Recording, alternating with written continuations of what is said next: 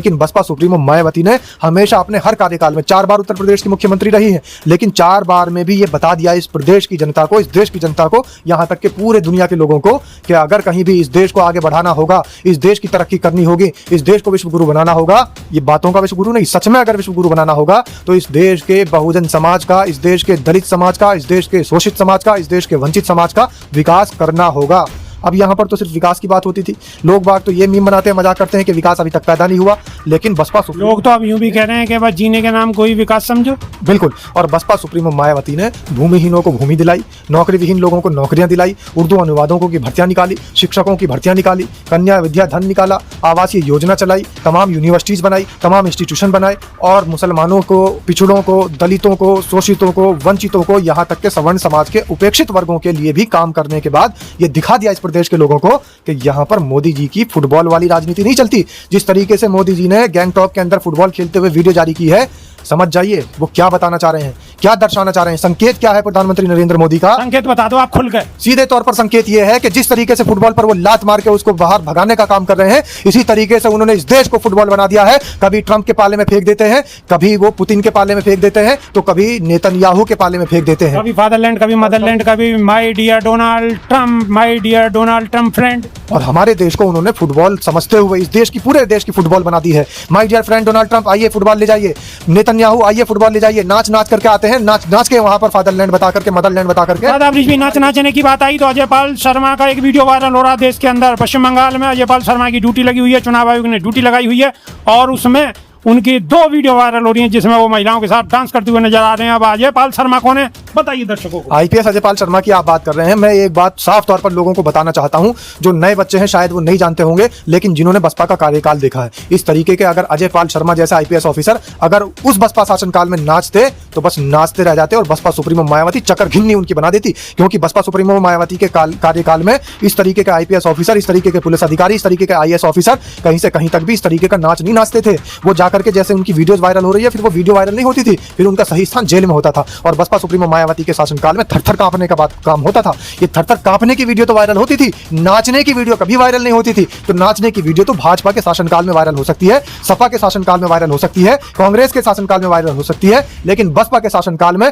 IPS officer की, IAS officer की, police अधिकारियों की वीडियो नाचते हुए नहीं, कांपते हुए वायरल होती है। क्या हाल चाल है? सब ठीक है? बहुत बढ़िया, बहुत बढ़िया। अपना और अपने को ख्याल रखो और जब टाइम मिले तो वीडियो जरूर देखो। देसी देख, फिगर ब्रेक, पकड़ लाग लपेट, बिल्कुल देसी अंदाज में। मैं विपिन बेबाक और मेरे साथ पत्रकार शादाब रिजवी। जय हिंद, जय भीम, सत श्री अकाल, आदाब। मेरा नाम है शादाब। शादाब रिजवी। अब लोग यूं कह रहे हैं कि 75 साल की उम्र में देश के यशस्वी प्रधानमंत्री नरेंद्र दामोदर दास मोदी जी सिक्किम के गैंगटॉक में फुटबॉल खेल रहे हैं, हावड़ा में नाव घुमा रहे हैं, कैमरा दे फोटो शूट कर रहे हैं, झाल मूड़ी खा रहे हैं और बहन जी अभी उनकी उम्र प्रधानमंत्री तक है, बहन जी एक जगह बैठ के बस वहीं अपना राजनीति में लगी हुई हैं। तो कछु प्रधानमंत्री थे बहन जी को प्रेरित होना चाहिए। लोग कह रहे हैं मेरे सवाल नहीं है, लोगों को सवाल है साहब, बिल्कुल कान खोल के सुन रही हो, मेरे कोई सवाल नहीं है कि बिल्कुल।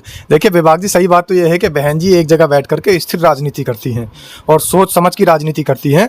बसपा सुप्रीमो मायावती ने कभी भी इस तरीके के हथकंडे नहीं अपनाए जिस तरीके के हमारे देश के प्रधानमंत्री हथकंडे अपनाते हैं। और मेरे ख्याल से तो ये राजा बाबू फिल्म देख करके गोविंदा से प्रेरित हो गए हैं।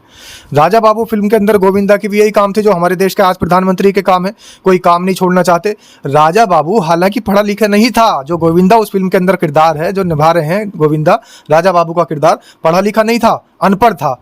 और हमारे देश का प्रधानमंत्री पढ़े लिखे हैं, उनके भी डिग्री पर सवाल उठते हैं कि भाई वो अनपढ़ है।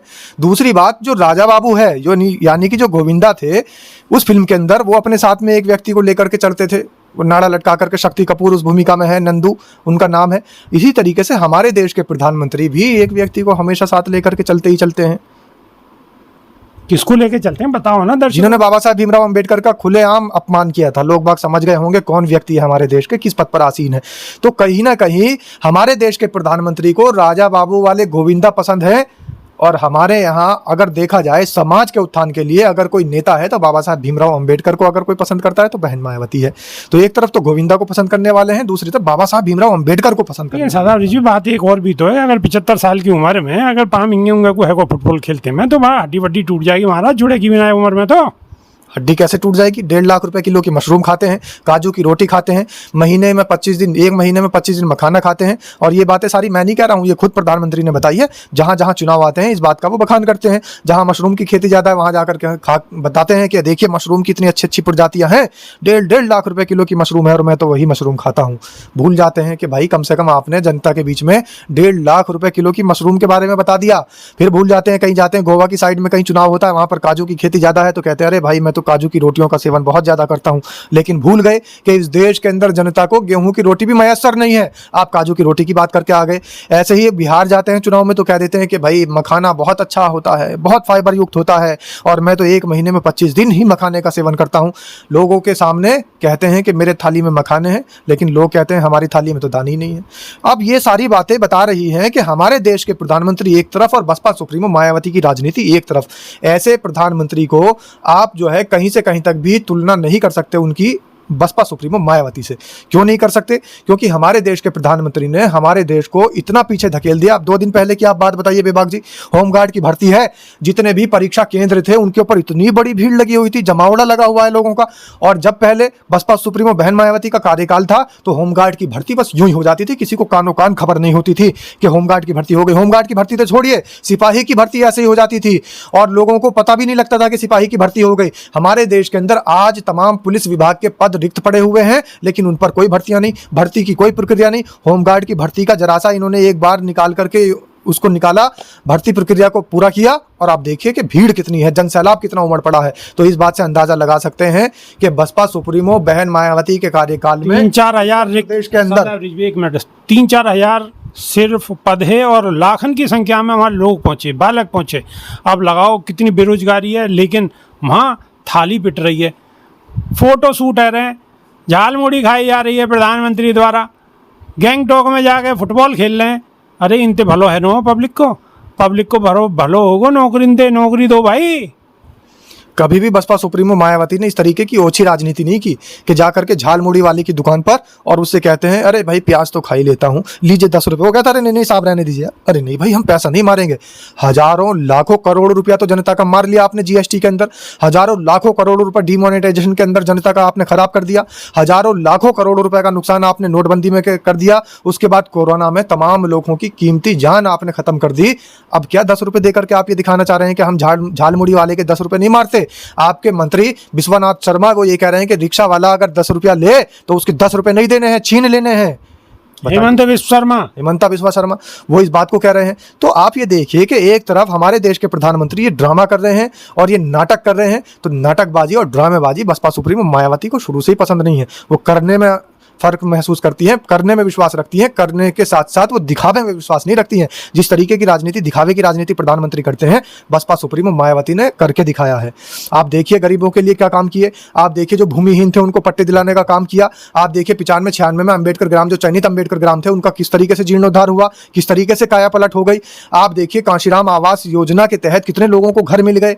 आप देखिए तमाम ऐसे अनुदान, कन्यादान, मुस्लिम समाज के लोगों को कन्यादान के तहत कितने रुपए का अनुदान मिल गया। आप देखिए अरबी, फारसी, उर्दू यूनिवर्सिटी मुसलमानों के लिए बना करके मायावती ने कह दिया कि देखिए हम लोग करने में विश्वास रखते हैं, कहने में विश्वास नहीं रखते। और प्रधानमंत्री सिर्फ लोगों को दिखावे के चाशनी में फंसा करके और बताना चाहते हैं कि देखिए 10 रुपए झाल मुड़ी वाले को मैं दे रहा हूं, और जाकर के नाव में बैठ करके बताते हैं कि देखिए नाविकों के बीच में हूं। लेकिन उन मछुआरों का क्या हुआ?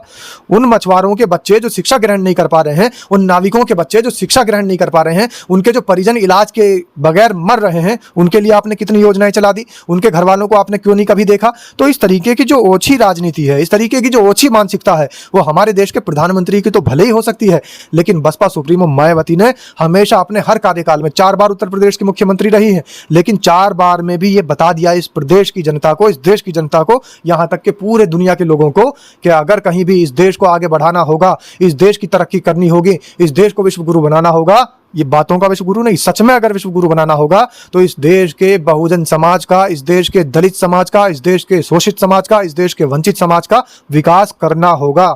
अब यहाँ पर तो सिर्फ विकास की बात होती थी।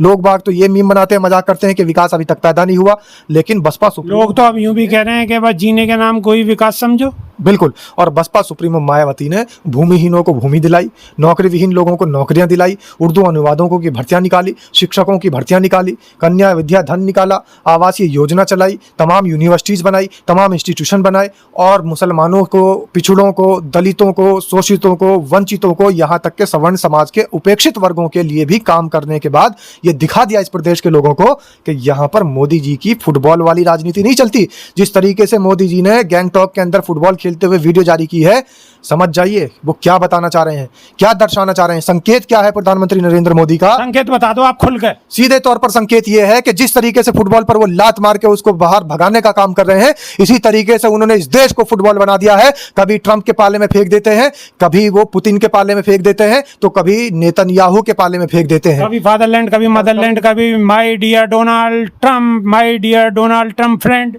और हमारे देश को उन्होंने फुटबॉल समझते हुए इस देश की, पूरे देश की फुटबॉल बना दी है। My dear friend Donald Trump, आइए फुटबॉल ले जाइए, नेतन्याहू आइए फुटबॉल ले जाइए, नाच नाच करके आते हैं, नाच नाच के वहां पर फादरलैंड बता करके, मदरलैंड बता करके। दादा ब्रिज भी नाच नाचने की बात आई तो अजय पाल शर्मा का एक वीडियो वायरल हो रहा है देश के अंदर। पश्चिम बंगाल में अजय पाल शर्मा की ड्यूटी लगी हुई है, चुनाव आयोग ने ड्यूटी लगाई हुई है, और उसमें उनकी 2 वीडियो वायरल हो रही हैं जिसमें वो महिलाओं के साथ डांस करते हुए नजर आ रहे हैं। अब अजय पाल शर्मा कौन है बताइए दर्शकों को। आईपीएस अजय पाल शर्मा की आप बात कर रहे हैं। मैं एक बात साफ तौर पर लोगों को बताना चाहता हूं, जो नए बच्चे हैं शायद वो नहीं जानते होंगे, लेकिन जिन्होंने बसपा का कार्यकाल देखा है, इस तरीके के अगर अजय पाल शर्मा जैसा आईपीएस ऑफिसर अगर उस बसपा शासनकाल में नाचते तो बस नाचते रह जाते, और बसपा सुप्रीमो मायावती चक्कर घिन्नी उनकी बना देती। क्योंकि बसपा सुप्रीमो मायावती के कार्यकाल में इस तरीके के आईपीएस ऑफिसर, इस तरीके के पुलिस अधिकारी, इस तरीके के आईएएस ऑफिसर कहीं से कहीं तक भी इस तरीके का नाच नहीं नाचते थे। वो जाकर के, जैसे उनकी वीडियोज वायरल हो रही है, फिर वो वीडियो वायरल नहीं होती थी, फिर उनका सही स्थान जेल में होता था। और बसपा सुप्रीमो मायावती के शासनकाल में थरथर कांपने का बात काम होता था।